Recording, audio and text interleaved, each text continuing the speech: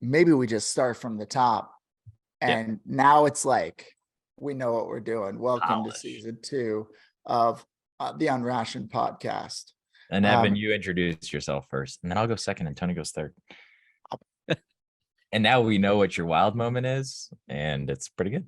Yeah. So like, that's going to be good. And I won't know what let's go. All right, let's go. This is going to be good. Season 2, this is the new approach. We'll just do a really shitty first version and then try it again on the same recording. Is that what we're doing this season? Yeah. Yeah. I mean, every video I do for our YouTube shorts, the second one is always better than the first one. If I always just go first. I'm like, I got to get off this fucking camera. That's all right. That works. It's nice that our last two, the one I put up yesterday is at 319 now, and Josh is at 376. So seems like maybe we're learning. Maybe I'm learning. I'm tweaking what I'm doing in ways that I think we're going the right direction. Nice. I would pat you on the hiney if I was close to you. That's the start of the podcast for social. Yeah. Save that. Yeah.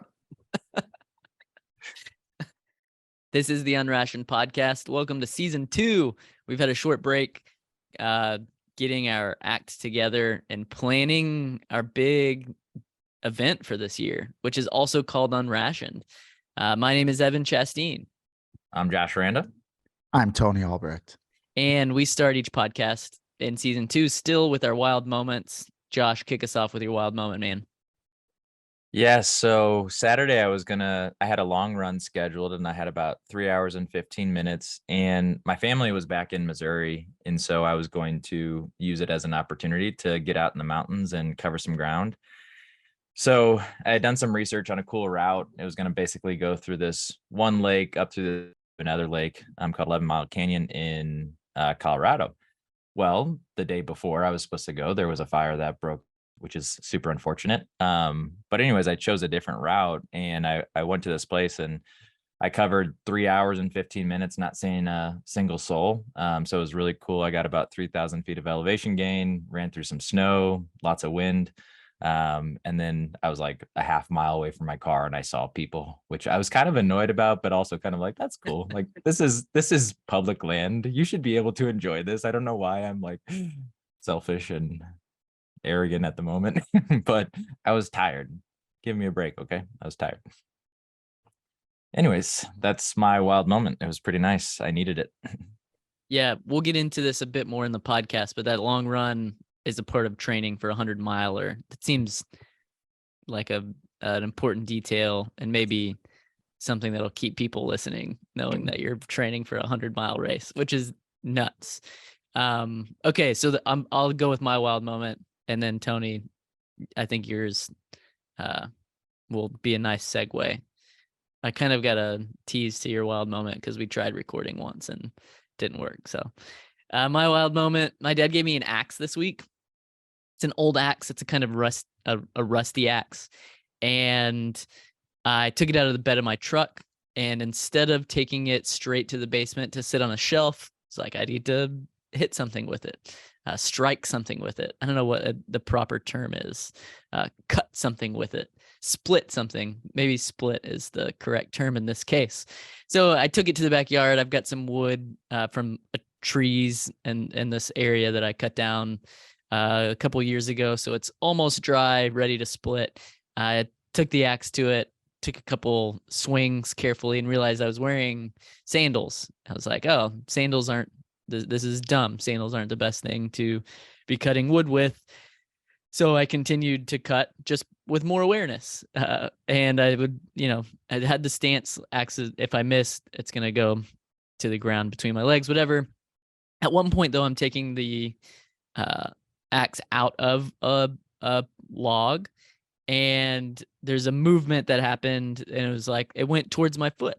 And there was this awareness that, let's see, I learned something in that moment.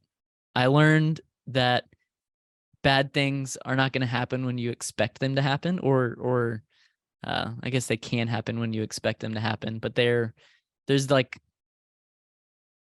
I don't even remember I don't know how to put the words around this time. When I thought that something could happen, there was a level of awareness that I held that helped me engage in a way that kept me from cutting off my foot. When that awareness dropped, when I let my guard down, was actually the time that it seemed like I could injure myself. So I was being dumb in this wild moment, and I did not injure myself, but I learned a lesson. Good. It's a really good lesson. I had a proper visualization session, just a couple minutes, thinking about the 100K race that I'm training for, inspired by Josh's 100 miles. And I specifically was envisioning mile 50 of this race. It's taking place in Colorado, and put myself in that place where by then it's going to be dark and it's going to be pretty cold. I'm expecting to be bleeding from more than one place at that point. My legs are just totally wrecked. Probably some level of sunburn, just exhausted. And over the previous 6 hours, there will have been multiple moments when I have wanted to already quit. And when I say 6 hours, it's not because that's how long the race has been. I think at this point I will have been running for, I will be like 13 hours into it. I'm guessing 14 hours into the thing. And I still have a half marathon to go before I'm done at 62 miles. And myself there, knowing that like there's a wall that I've never encountered before out there, and putting myself there saying, I already know how my mind is going to be screwing with me. And that is precisely why I'm out there, right? For that moment, to be in that, to be feeling that, to be encountering those challenges, and then to like keep putting one foot in front of the other until I'm finished. So it's,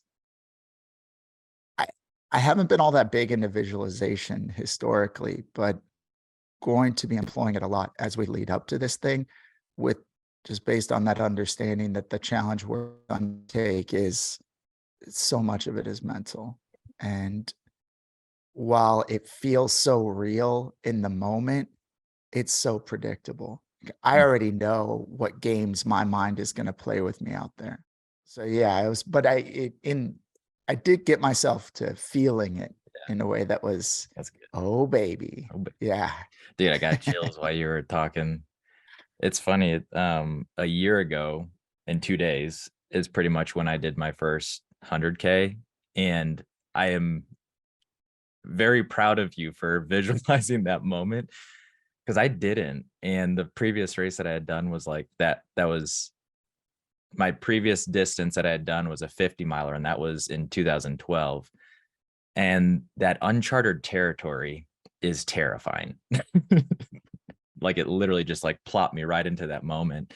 And I remember like squatting and looking over this Utah desert, and it would just look like lifeless. Like there's like the perfect cracks in the ground that like you see in like desolate places that like all the water is sucked out of. And I just remember sitting there, I'm like, you gotta get out of here, dude. Like you cannot stay here. Like you're gonna die if you stay here. And like, you know, in my mind, like you captured it perfectly. It was like dark. I'm alone. I want to lay down. But then I made it like 3 more miles, and I got a bowl of ramen and some boiled potatoes and salt, and it was life changing. They they had ramen at an aid station? Yeah, it was top notch. Good job visualizing. That's like, I feel like that's a pro tip that maybe I should employ this race. Yeah, and actually part of what led me to do that was was listening to Goggins, listening to Can't Hurt Me, and him talking about how much he relies on visualization, and like that he calls it a superpower of his to be able to see himself in the final state, like at the point where you have gotten to where you are, like all those painful points along the way are, they're not evidence you shouldn't be doing it. They're just part of the deal, right? Shall we talk about unrationed Ring the Springs? Yeah.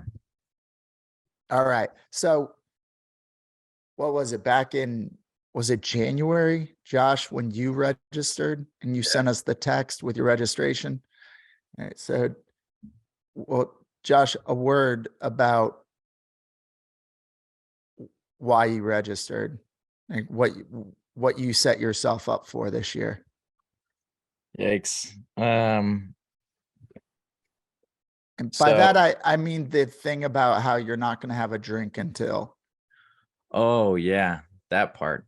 So it was like December time period, and this is gonna be like I guess a weave of different things going on. So backstory is I feel like I have to have like my physical and personal life mimic my work life. Like for whatever reason, the parallels of the two help me make sense of things. And so the time period between Christmas and New Year's, we were finalizing our annual priorities for Mission Matters group, and a lot of stuff we've never done before. And I'm like, I gotta personally do some stuff I've never done before to like know that I have the tools or the skill sets to be able to navigate this uncharted territory. So I'm like, you know what? I'm not gonna drink booze. I run a 100-miler and I hit a couple work goals. One is specifically like revenue and promoting this product we have called Six Levers. And it just like stuck in my mind. It was like on December 26th. I'm like, this is gonna happen. So I haven't had a drink of booze since December 26th. Over the last month, I've increasingly wanted a drop of booze. But anyways, it was like January. I was like, okay, what am I gonna do? And I was like looking all over, and like, I saw these like epic ones where there's like 30,000 feet of elevation gain. I'm like, that's stupid. Like, let's start with something a little bit easier, a little bit closer to home. And so yeah, I found Ring the Springs, which is in Colorado Springs, which is where I currently live. And it's 100 miles going through a lot of the places that I've already run. So you go on Mount Rosa, you go through Ute Valley, Austin Bluffs. So you hit up some pretty iconic places in the area. And I have family here. So I'm like, okay, I need to rely on the people that I'm close with to help me get through this as well. And I'm not taxing my family to like, travel to Washington to do some, 30,000 foot elevation gain race. So January, I signed up for the 100-miler. I had a very informal text thread with my wife, letting her know that I was considering it. And then all of a sudden I sent her the registration. She's like, you're an idiot. like, like, what's wrong with you? And then naturally I sent it to my Wilds in the Woods crew. And here we are. All three of us are signed up for the longest races each one of us has ever done, which is pretty exciting. It is exciting. Yeah. So seeing that, I was like, oh God, that they've got the 100-miler and then the 100K and then a 50K and then a 25K. And I've now registered for 3 50-mile races, and I've run 0 50-mile races. I didn't show up to 2 of them. And then the third one, which I had actually forgotten about, Josh, you reminded me that Pikes Peak in 2019, you and I both registered for the 50-miler and then ended up doing the 50K out there. So yeah, and I felt inspired and roped into like, okay, let's take a crack at this. And then Evan taking well, Evan, you were the last to register, and actually I was surprised when when I saw what you registered for. Yeah, I ran my first marathon in February, and immediately, so I had this experience that you kind of explained in your visualization on my marathon, where, well, kind of what you were talking about too, Josh. But my own version of it, where it wasn't like me sitting on the ground, it was me walking, I get emotional even like thinking about it.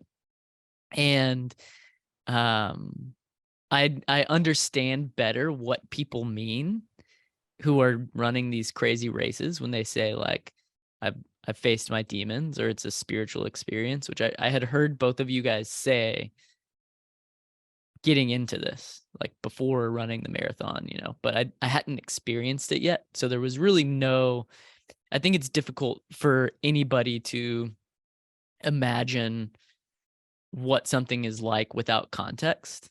So like I could hear you say you faced your demons or it's a spiritual experience. And I really didn't know what you meant by that until the marathon. And so mile 16, I started hurting pretty bad. Like, and I realized I had 10 more miles to go. And it was a really tough 10 miles. I look at my cadence. I actually have it screenshotted. I sent it to Tony at some point. My cadence for the first 16 miles was pretty like an even line. There were 2 dips. One was to go pee, like around mile 4. And then one was like a water station that I walked a little longer than just a few steps to take a drink of water. But it wasn't for pain. It was just like, oh, let me rest for a second and then get back after it. And then miles 16 to 26, the cadence is just like a heart rate monitor. It's up and down, up and down, up and down. And just not the race that I imagined myself running, right? Like I didn't visualize that. So this is a long way of talking about registering for this 50K, but immediately, like I finished the race. My wife had just done the half marathon, which is her longest race. It's like really cool to do that together. She walks up to me, gives me a big hug, like super excited. Congratulations.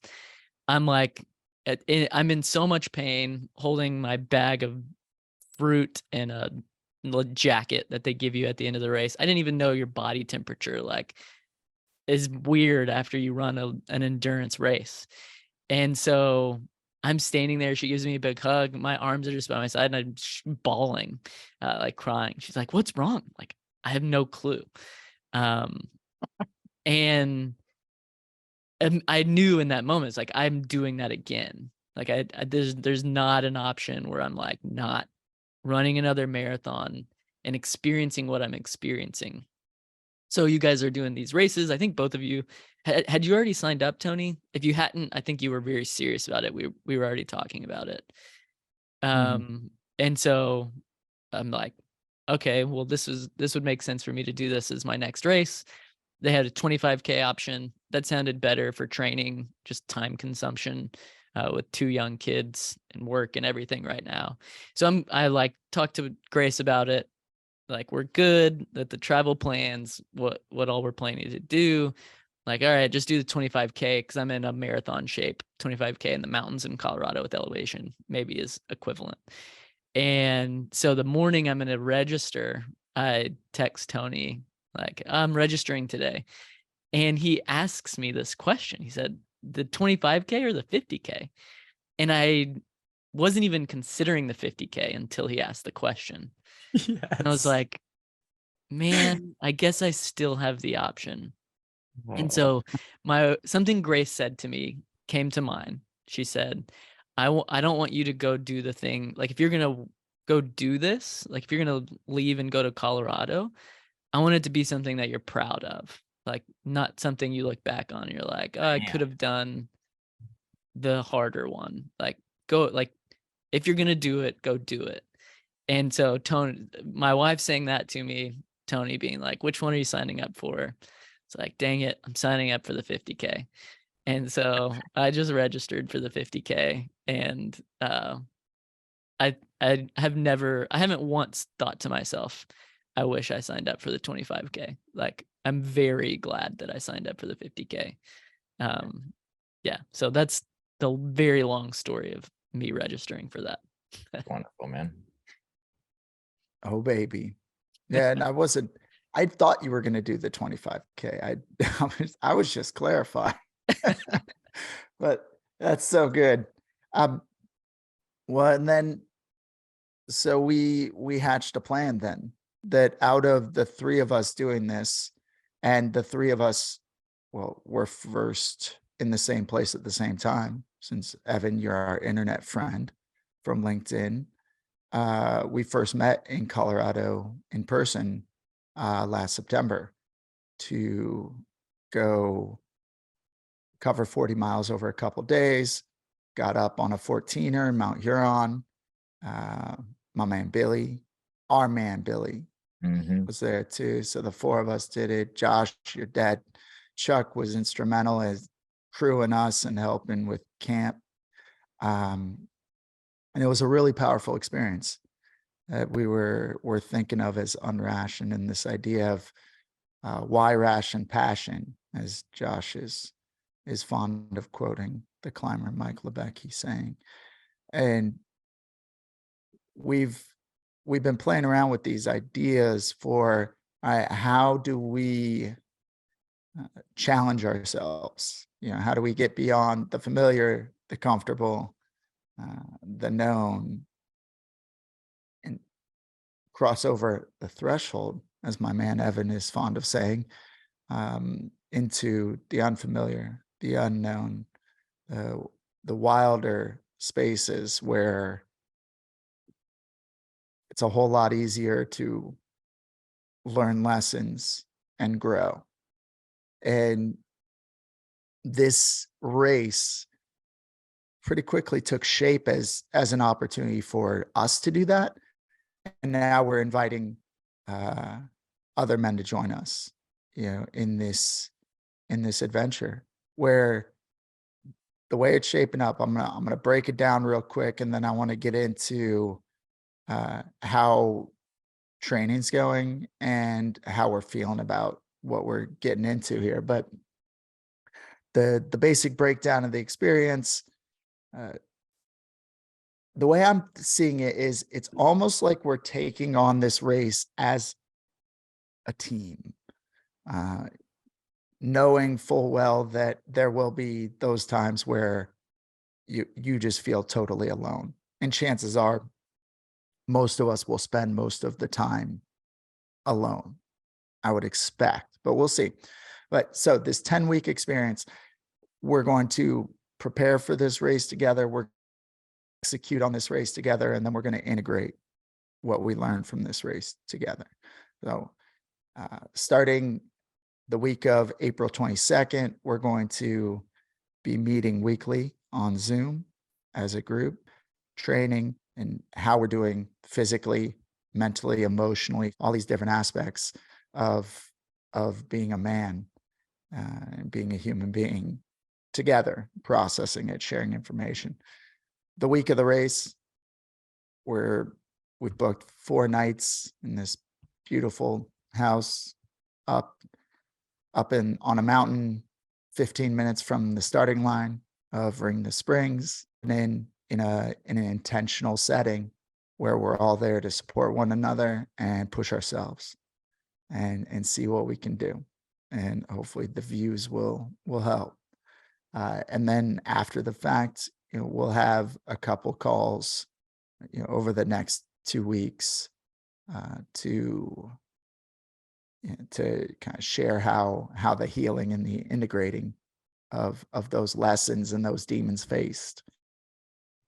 So the three of us have some background with running races. Josh and I have both traveled to some different races. We've run some ultras to date, and I think this is going to be a really cool race experience. I'm genuinely excited just to hang out with you guys.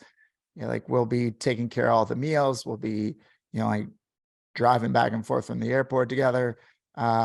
We're going to have a photographer on site, somebody who's going to be helping us document this process and this experience in a way that I think is going to turn out really beautifully. We're going to have some really good stuff after the fact to remember the experience by.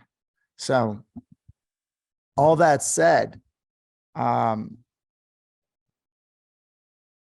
how are we feeling about the race at this point? We're recording this on Thursday, April the 6th, which I believe puts us at 10 weeks and 2 days from the start. I think that's right. How are we feeling about it? I sent Tony and Evan a message last night. I'm very grateful I have a treadmill because the hours for training are really stacking up. So I had a 90-minute training run last night, and I covered 10 and a half miles. I'm like, man, that's exciting and overwhelming. That's my midweek prep run for my long runs on the weekend. So I'll do pretty close to 50 miles this week. And in my training plan, I could do more. And I've had to make some conscious decisions that, like, I'm not going to choose this over, putting my kids down for bed or whatever. And so there's a couple things that I've, you can call them shortcuts, you can call them, reprioritization or whatever, but I just don't know how I would like truly train, religiously for 100-miler and still be married at the end of the thing. And so it's a bit overwhelming at the moment. I'm putting up a 40-mile week this week, and I would have done 40 last week had I not gotten sick, which laid me up for a couple days. But and that's a lot for me. I'm feeling that as well. that feeling of I'm glad that I'm back to a place where my short run is like 5.5, 6 miles. It feels good to be back at that level of fitness where it's just like, it's no big deal. Mhm. And also that challenge of where's all the time going to come from, in a way that, yeah, we definitely want to still be married Yeah. as we dedicate more time to training. Yeah. I think I'll be around 20 to 25 miles this week. And this may or may not be a good thing, and I maybe need to change this. I don't really have a plan that I'm going off of other than running a long run each weekend. Like, I don't know how many miles I should be running right now per week. Tony, you've said a couple things to me that make me think I'm doing okay with my miles and elevation and timing. I am paying attention to heart rate, but I likely could be training more intentionally other than just running. But yeah, if you guys have thoughts on that, I'm very open to hearing more. And maybe that's an off the podcast deal, or maybe that would make a good episode. Who knows? Go ahead. Well, what were you gonna say? I feel like time on feet is like one of the most important metrics you could like evaluate, Okay. like prepping for this.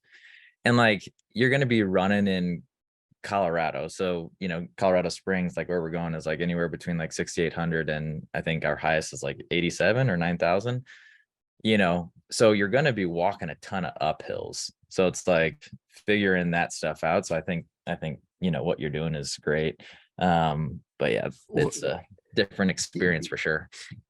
Yeah, the time on feet is huge. And yeah, one of the things I've said to you, Evan, is the fact that you ran a marathon, at late February, that to a certain degree, it's like you've already got the level of fitness you need. It's more a matter of maintaining than it is, building up more. I was looking at the race profiles, and actually, so the 50K, Josh, this course, so it overlaps with what we did in 2019 to some degree, but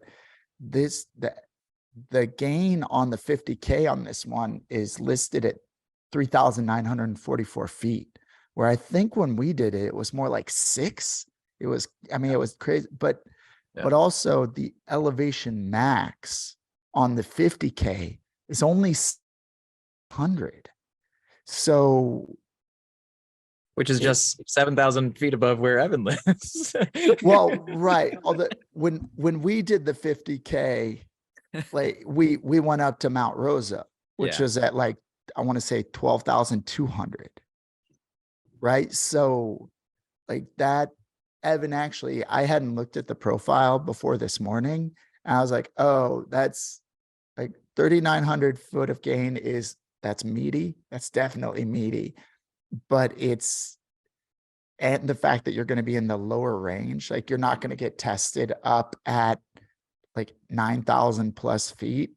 That actually, it's like, okay, so this course is a little bit less intense than what I expected it was going to be, which. And I believe if I remember looking at the course map correctly, the 50K is actually the last 50K of the 100 miles. Like I start out Oh, is it and really? run to the finish line. Nice. So there may be like a Ah. scenario, Josh, That'd be awesome. where I'm starting at 6 a.m. for On the Sunday. 50K on Sunday. I Yeah. don't know where you'll be at that point. I start 25 hours before you. And there's a chance that like I could pace you in for the last 50K, or you could pace me in for the last Yeah, I was 50K.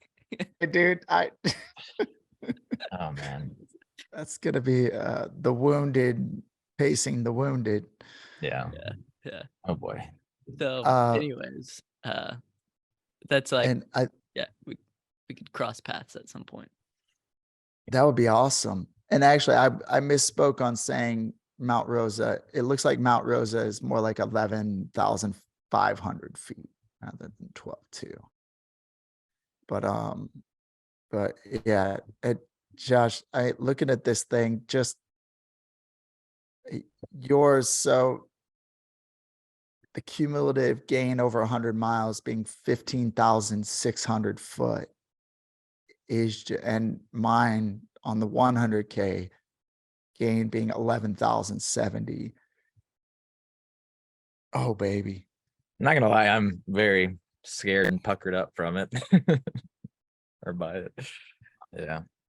Well, I think this is part of why the visualization for me is going to be so important. There are two things about the way I've approached running in the past. And at this point, I've got 9 or 10 marathons plus under my belt. But on just about all of them, number one, I come out too fast on every single one. And Josh has every single one I come out too fast, regardless of what my plan is or how much I say I'm not going to. The adrenaline gets pumping. I just go, let's go. Like that's one thing I've got in my mind. Then number two, I think I tend to go into races just ambitious about pacing. That like I'll be able to just like run it out, or at least like take it in a very measured way. Kind of what you were saying, Evan, whereas like your pacing was like this, and then it just go all over the place. And here I texted you guys last night this line from this book. I'm reading The Rise of the Ultra Runner, I think it's called. I should know the name of the book. So a really good book, actually, about the rise of ultra running as a sport.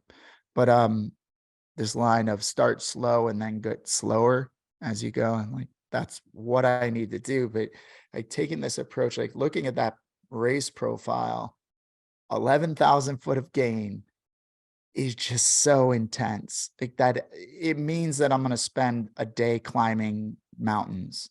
It's just like going up and down small mountains in a way that's saying, okay, so like just take running off the table for like half of this race. Like just don't even think, like my inclination is to say that, okay, I'll take it at like how about even a 15-minute pace? Right? That seems pretty conservative. But then the mindset is that I'm like keeping 15 every time. And Josh, I'm particularly interested in your thoughts on this as I was digging into this in mindset yesterday of like, as I was mapping out like what different paces overall would end up looking like in terms of the time to finish.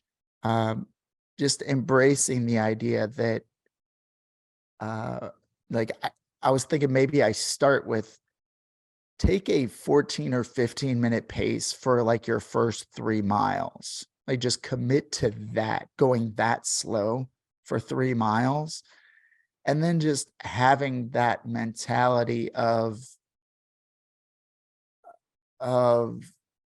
maybe having a range of where I'm trying to keep things in on a given mile. But really not worrying about, oh no, I didn't hit 15 minutes on mile 6. I think it's a really good plan. I think that's what I did for my last one, because I don't come out as fast as you do in races, but I like going my normal cadence. But at the same time, like, you don't gain anything from it, right? You just rob your future self a little bit more. And so I think just starting off slow is a really good idea. Yeah, I think the last one I did, I was like, I don't know, I think like 12, 13. And I just chatted with the people around me because I assumed I wouldn't see many souls like once I got to the later one. So I'm like, okay, I need to build up some rapport with these people and like, so I can hold on to it when I see no souls later on. But yeah, I think that's a really good game plan. That was the other thing that I was going to talk about. And then like I looked at the entrance, how many people are actually registered for this race, and it's not a lot. It's a super thin field. I think like one of the thinnest fields that I've like actually like run in. And so hopefully we have some random passersby. So you could win this thing, man. That no. I don't want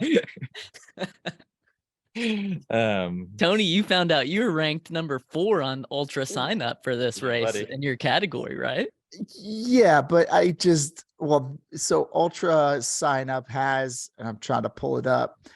They have this way of based on what you've done in the past and how you've done, but like I'm 40 years old at this point, and most of the races happened before like 2017, when I was like a younger, swifter version of myself. But yeah, out of the 23 people registered this race today, they think that I'm number 4 out of the, in terms of setup. Think about what you just said with your race strategy. Tony and I ran a 50K in like 2012, and Tony ran the first 15 miles at like a 7-10 minute pace. We're like, and he was carrying an iPad. It's like, dude, what are you doing? And then it was just a straight out and back on like the flattest route. And then just like, our pace just like plummeted or whatever. So I feel like you have a different strategy going into this one. You could be appropriately ranked with a refined strategy, good training, good headspace. Oh, never mind. I'm actually number 5 as of today. Oh. Yeah, but 3 of the 4 runners ahead of me are women. And 3 of these 4 come from Colorado. The other, Fenton, Missouri, a fellow St. Louisian. That's interesting. I don't know, man. I mean, the hope is,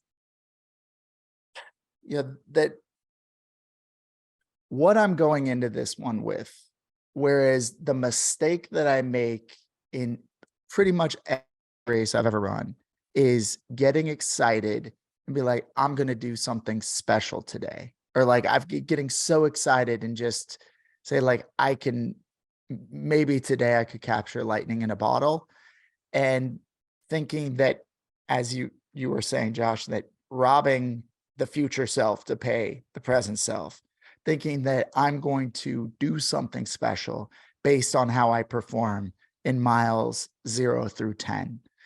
And the bottom line is like miles 0 through 10. And this, frankly, this goes for whether you're running the 50K or 100 miles, they don't matter.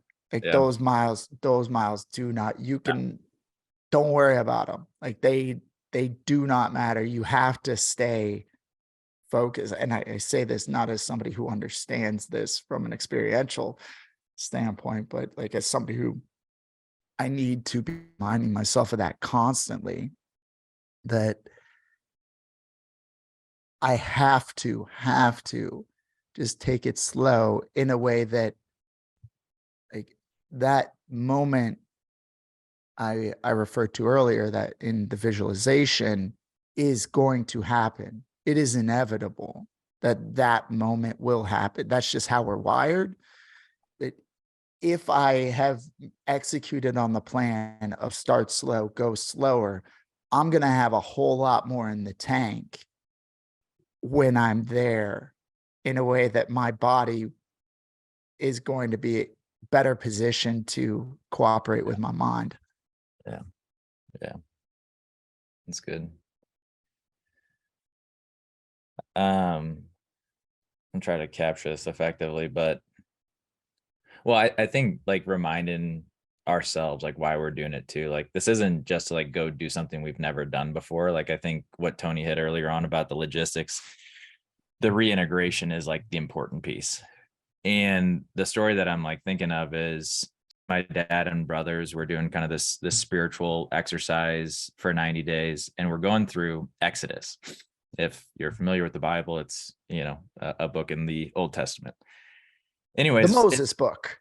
yeah, the Moses book. He does a lot of cool things in that book. So anyways, um, It's a wilderness journey. it is exactly. But the Well, thing and that's actually, my favorite part is where he wins the Mount Sinai Ultra. Yeah. He actually, And instead of a belt buckle, they gave him 2 tablets. Yeah. He could still wear them as a belt buckle, I think. Oh boy. All right. Sorry, I had No, to it's- put that bad joke, and then Evan one upped me with an Yeah. even better bad joke.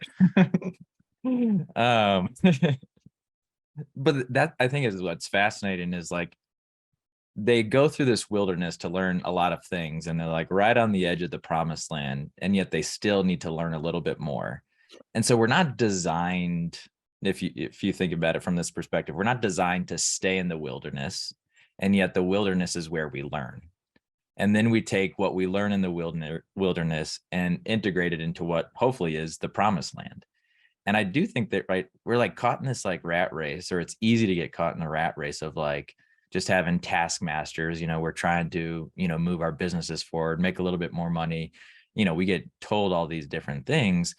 But when you go into the wilderness and you run this ultra, something that you've never done before, you know, maybe you start it for ego for some reason. Like there's always an element of ego in there, but then you get the crap kicked out of you and you get broken down to just your physical self. And then you have to say, what am I going to do with just like, you know, naked in the woods? Am I going to move forward? And there's just like, that's like why it's like so spiritual, and to harness that little moment and those multiple steps forward to bring it back to your family, to your everyday life. And hopefully you don't get sucked back into Egypt. And so it's like a beautiful analogy. Like I'm glad I'm doing it as I'm training for this race, but it's like all these little things, like, again, we're not supposed to stay in the wilderness, but we better go there to learn, because there's plenty of things to learn every single day. I think I've said this That's beautiful. I think I've said this on the podcast a few times, but like back whenever I started running, I had this thought that I would replay in my head, that people run for 2 reasons: because they have to or because they would choose to. And people that have to are either prepared or unprepared. So it's like, whether it's running, there is this exercise, this choosing to, like, I'm running because I choose to at this point, so that if I ever have to, I'm prepared.